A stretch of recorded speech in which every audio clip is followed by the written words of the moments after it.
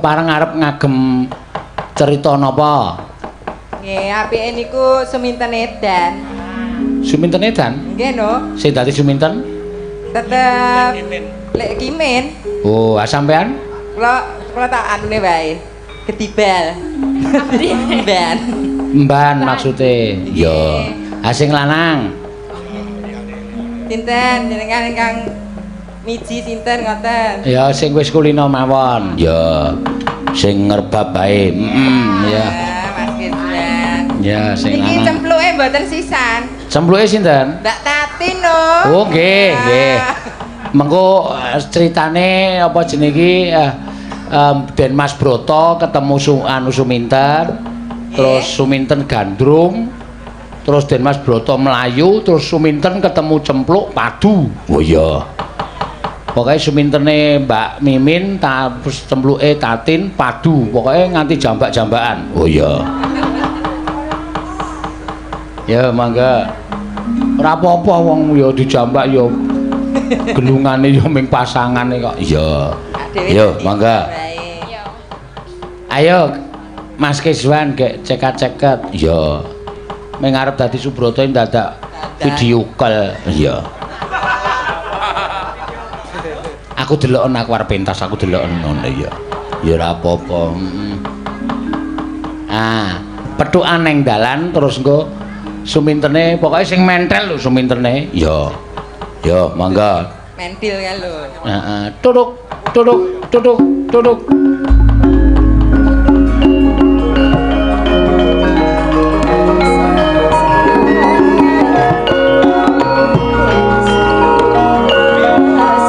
Kanca-kancaku sakarone aku tak goleki calon jantung kramaku Den Mas Broto.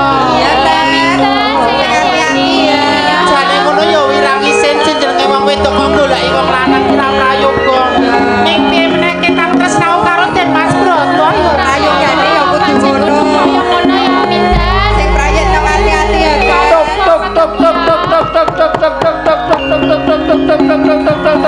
Den Mas Broto.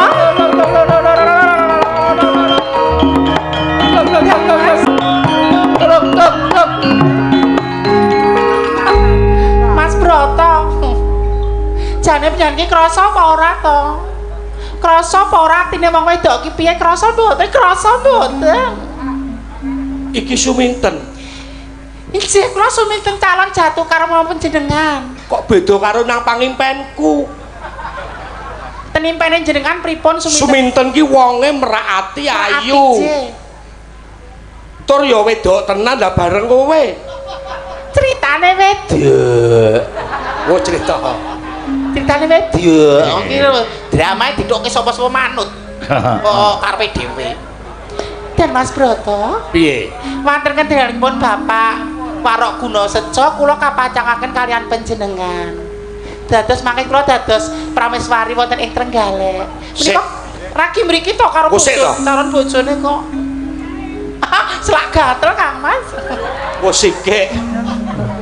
Kowe dadi pangertimu yen aku ki wis duwe pacangan ten. Pripun to jenengan wis dipacangke kula kalih panjenengan. Duk ranika semonten Bapak Guna Seco niku iso ngalahke Kraman, badhe paring bebono, paring bebingah kula kapundhut dados putra mantu wonten Trenggalek. Kok dadak klewo-klewo lho. Mbok kene kok biasane wong lanang ki nek sing isinan ya sing wedok sing aktif. Monggo. Lah, Iki Kanjeng Rama ki ora paring pangandikan karo aku. iki jenenge bebono iki gelem ra gelem ya ditampa kok dadak milih. Ayo digandrung. Lho, kualik sik gandrung ki Suminten. Kula. Nggih. Si pelok Mas. Wah iki.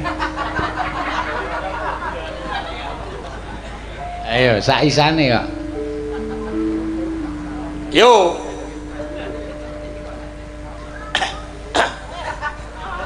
Apalane kabeh, Pri?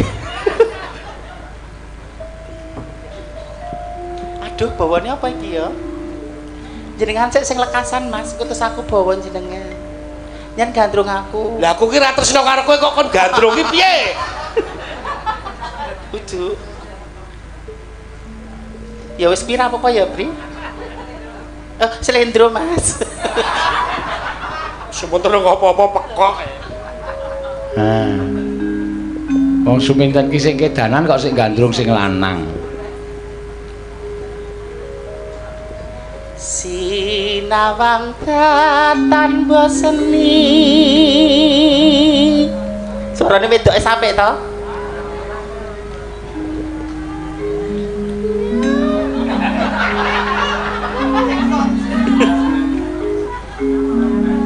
Nyawang wong wong bagus. Nek kowe sing gandrung, Mas. Sing gandrung sliramu wae gandrung aku. Kok aku ndak ra trep ngono lho maksudku.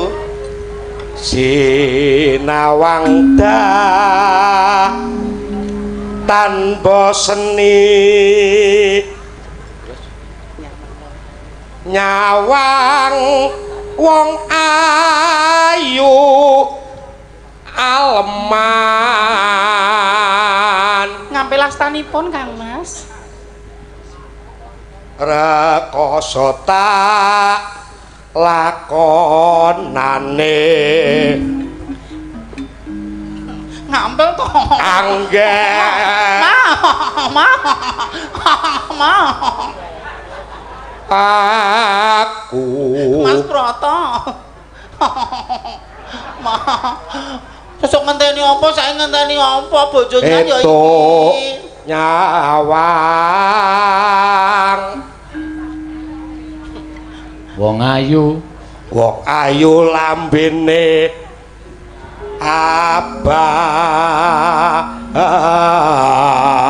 Piye kok baguse kaya ngene? ten raidan ten Piye kok baguse kaya ngene mula ora kleru ngendikane bapak karo simbok nek bakal dijodohke karo aku kanggo memperbaiki keturunan. Mas, kowe bar mangan batang otak kok mangan batang piye? wah bulbul yen mati aku wis kurup angger tresnaku tok jaga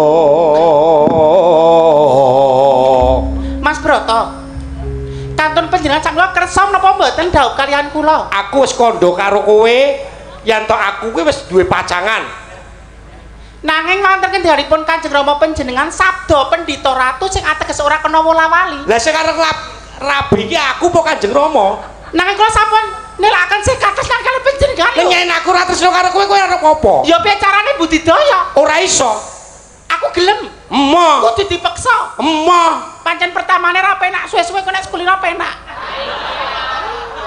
Terus nek menika jalaran saka kulino. Panjenengan sakniki ngendika mboten terus mangke. Sapa ngerti sesuk. Waton kula telaten mesti kecekel. aku ku wis duwe pasangan ya kuwi cempluk ten Tien Mas Broto. lho Tuduk pasanganku kok ten Piye to lakon piye iki?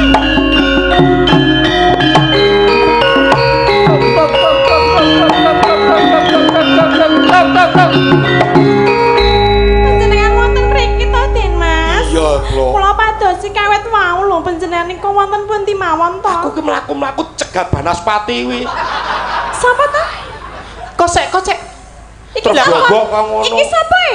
kuwi iki critane nyenengi aku Kok jenenge pripun to? Panjenengan menika kepriman to, Mas? lah aku nyenengi aku ning aku ora Jenengan ora sawala wali lho. ora sumpah Jenengan wis ngopo wae karo iki? ora ngopo-ngopo lho Wani apa? Tau nyang pindho, Deng. ora Pindho. ora gawe-gawe Bener sapa? Sing bener sing sing ndi? bener nek kowe percaya aku apa kae Lah ya aku nyatane jenengan wong loro karo iki lho. nadyan bentukmu kaya ngono ning aku tetep tresno Bentukku piye? Arep banding-bandingke karo kuwi? ora Hah? Jenengan ngopo wae iki mau ngopo Ora wae? ngopo-ngopo. Jenengan wis ora setia karo aku? aku setia bekti Lah iki nyatane iki. Kowe selak karo batinmu. Lho, Selak karo apa? Mbok tindakake. Nek wong lanang ngadeg pulih wong wedok ninggal tatu lho, Mas. ora aku ora ngopo-ngopo Kene debak bosok rene ya. kok tebak bosan? Kowe sapa? Kowe sapa kok wani-wani ngene nganu bojoku? Suminten anake Warok Gunaseca ing Desa Siman kang wis dipacangake karo Den Mas Broto. Lek nom mripatmu jerengen kupingmu. di kuping kok Jenengku cempluk. Aku aku wis dijodohke karo Mas Broto. Nah. Kowe sapa? Kowe sapa? Sing genah ki sing dipacang iki apa iki? Lah ning aku tresno karo Cemplok. Nah ning jodohmu tokmu iki karo aku. Ya sesuk nek Cemplok ora ana agi kowe. Oh, ngono. Kuwi nang ngarep kowe kaya ngono nek nang mburiku mendah kaya ngapa? Wis ngene wae aja nganti natoni sijilan sijine. Pemanasane karo kono eksekusine karo aku ngono apa piye? Ya aku ra sudi nek wis karo kowe ya kono PN kono. Nek gak gelem karo kowe ya kono. Den Mas Broto aku. Wong lanang kudu jejeg. Kok sik ning tengah. Wong lanang kok ra iso duwe. Panjenengan kudu jejeg. Wong lanang ora gampang miyar-miyur, dupek ana sing lambene mingir-mingir bathuke klimis terus menggok dalan. Dadi apa bangsane dhewe? Dadi apa keluargane dhewe nek ana wong lanang kaya ngono? Dadi wong lanang iki mbok ya melek mripate genah. Kuwi kaya ngono dibandingi kaya ngene kok iso milih kono iki nek ra. Tergantung servise. Arep ayu nek ger begegek. Lah ngopo? Servise apik nek golek-golekan angel ora ngopo ya? Mbah, kowe mau wis ngapa karo kuwi aku gak nek tilase wong. Mas Broto. Lho, nek ngono ki terus aku kan kepiye? Ya tanganku. Wis sasar dadi karo bojoku. Suminten. Anu ceplok. Sasar susur aku. Ngapa? Ceplok warsi ya. Piye? Iki masa depanku. Iki jatuh kramo kang besok bakal nurunake putra ana ing wetengku kene. Bakal tak kukuhi Den Mas Broto. Saiki mumpung wonge isih ana takoni milih sapa? Nek ditakoni milih sapa? Nek rupa ya milih kowe. Nek nyatane awakku wis batu terus jah-rajeh. Kowe dadi wong lanang mbok omong, ora ming meneng wae. Kok nggih napuk bareng. Ayo ngono kuwi dramatika iki kudu kecekel. Stop. Wah. Ora ana lakon tutup ranggo Aja stop. ditambahi lho. Gak aku nek stop track ngono gak. Kita maem lho. Brata, kowe dadi wong lanang kudu iso milih. Ora milih salah loro. Mbok iki mau dinggo ngono lho, Den Mas. Panjenengan menika sampun kadhaup kalian kula kok. Sik, iki ceritane si sapa Den Mas Broto dilarak jak lunga Suminten terus mulai rada edan terus edan. Den Mas Brotone tak gawa wae. Ayo go lunga ana terus engko edan, terus nangis sedih, terus edan. Terus nangis sedih terus diomongi karo mbokne Suminten sik dadi mbokne Suminten sik sapa? Anu Apri. Iya. Iya mangga. Kek omong. Kok panjenengan milih kula menapa menika? Sedumuk bathuk senyari bumi. Tresnaku ora bakal pisah. Ya ming Cemplok iki sing tak tresnani. Sepisan malih Den Mas Broto. Panjenengan mangsuli sepisan malih. Tresnaku kanggo Cemplok ten Mas Broto. Sok.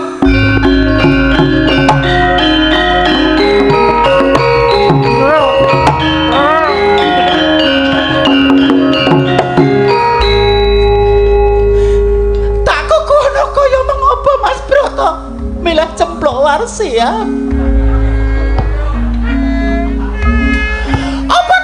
Aku mau anake warok bocah saka Karang Pradesan ing Desa Simal. Satemate Mas Broto dasya lan ngina marang aku. Gusti Wasesa ing Bathok. Ora ana gunane maneh. Mongko wong sak desa wis ngerti yen aku bakal dijatuh krama dening Mas Broto.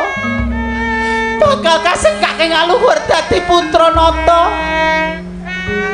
Dadi prameswara ing Trenggalek nanging paribu. Kabeh mau gagar wikir tanpa karya.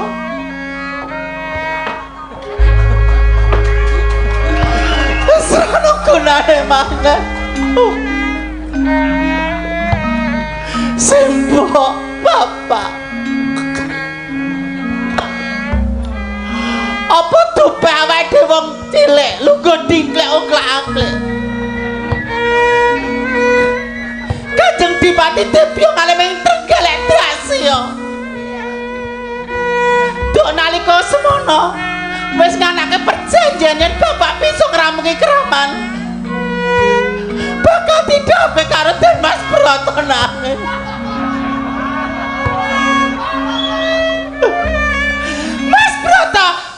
diparani bakal bujuk.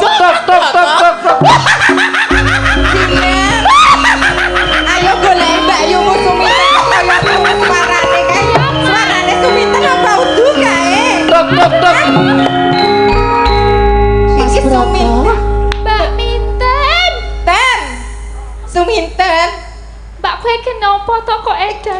Siapa kalian? Iki sih. Siapa kalian? Ih, najis. Ketoprak kok tadi. Ora apa-apa edan kok. Beda kasta. Iki sih mbok ya Ten. Mantu ing Trenggalek. Aku dudu bocah desa Saso, bocah desa Kluthuk sing ora ngerti unggah-ungguh. Mbak Yu kenapa iki payu kok dadi kentir kaya ngene iki piye? Mau-maune piye to? Mas Broto. Duduhi Mas Haryo. Mas Broto. Oh, iki sajake kedanan Mas Broto iki. Mas Broto.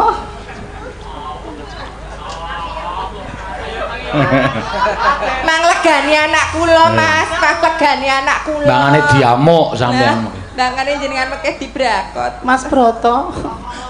Mas Broto piyayine isinan. Kula tak sing aktif. Mas Broto. Ngomong, Mas. Kok ndak aku ndadak sing miwiti terus. Anak apa, Mbak? Anak apa? Ya, anak pleci. Kuwi wekmu ya, Teh. Wis aja kaya ngono kuwi we karepmu piye? Mas Broto. Nek Mas Brotone kaya ngene mbok karo simbok sik ae to, Simboke ya ngetek. Mas Broto. Kula badhe dijodokke panjenengan. Purun apa mboten? Mboten. Lah kula purun ki. Kula nggih mboten. Mbok critane gelem ngono. Nggih pun gelem. Ayo gak bobok yo. Edan ya nggo aturan, lu kok ngejak bubuk ki. Udu iki Mas Broto. Dudu. Udu iki Mas Broto. Dudu Pak, aku yo dudu. ngapura ya. Nggih, mboten napa-napa. Salaman sih, salim jalan ngapura. Sarya wedi. Apa drek-drek itu? Ngapunten lho, Mas. Mas Broto sing ngendi? Sing ngencang kuwi lho. Kae lho sing ngencang. Mas Broto. Alah aja sapa dada lho ten kok nek kena garukan lho kowe. Wis kulino. Ora Dik wis tobat. Arep ndi to ten? Mas Piye to? Broto. Mas Broto. Edan kok milih. Edan kok milih sing bagus-bagus iki. Ya ora apa-apa yo ngerti padha nek Edan. Mas Broto. Iki lho dadaku ra. Mas Broto. Pak Prapto.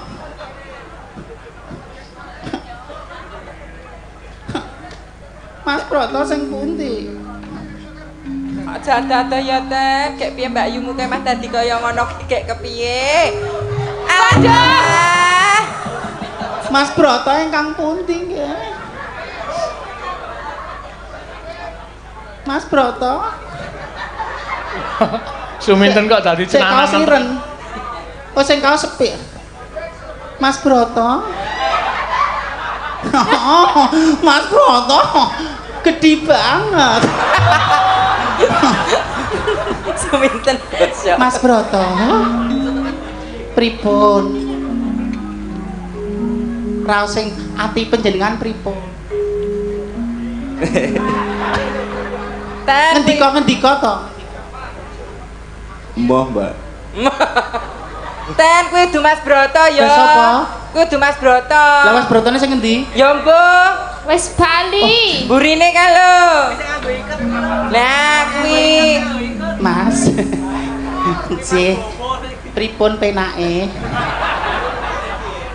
Nggih njaluke anu nek kaya wong stres naon iku nggih njaluke diambung.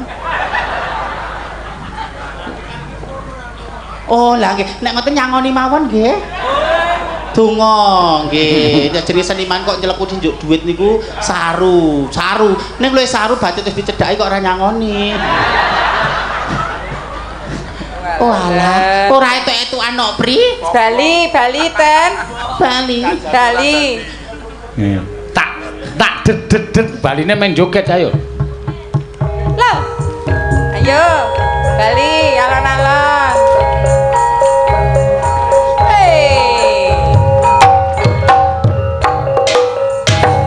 Balik jungkit.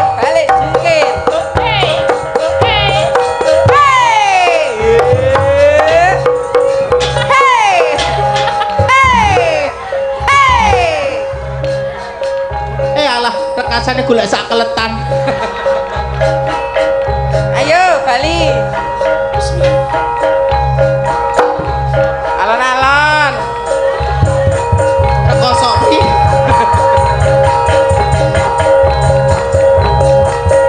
Alah.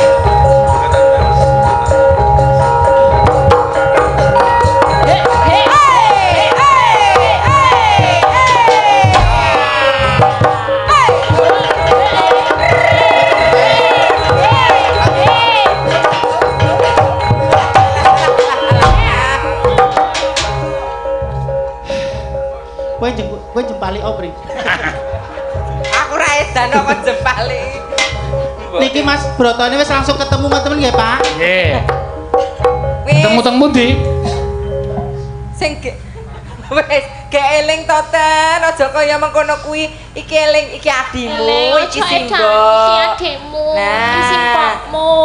Wes jatuh cinta ya jatuh cinta, tapi Aja aja kaya kaya ngono.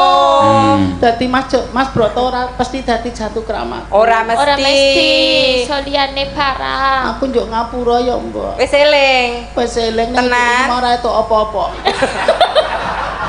Bisa Muga aja. sesuk sing kagungan kersa kirna ing penggalih ngono ki lho. Sadurunge aku pamitan ngono ku piye carane digawake gedang-gedang setangkep apa-apa.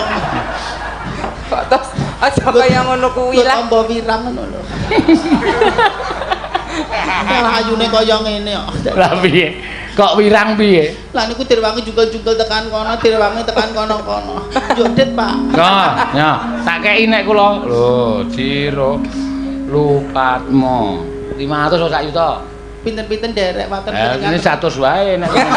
Syukur. Alhamdulillah. Wong Jawa iki jawabe. Pira? Nembunga pira? Karep kula ya nek men ditumpung 3 Jiro lu ya 300. Oh, 300. Terus nuwun nggih Pak. Agene men 300. Lah Mas Brotone ra mbok dom, ra mbok bagei. Brotone elek banget tok, aktinge ora masuk kok. Aktinge ora masuk kok lho jenenge. Ora masuk. Ngono ki ya carane wong ketoprak ki manut aktinge, rolok ra masuk, rupa ra masuk kudune aktinge masuk. Wis rupa ra masuk, akting ra masuk, suara bosok. Sra. Lah satu-satu. Lah cemplok Warsiah. Cuman njaluk dhewe kono luwih dermis timbang nek dhewe kok lho. Kono dermise ngungkuli dhewe. Alhamdulillah tukon pilih laris-laris. Cemplok Warsiah ora Mary.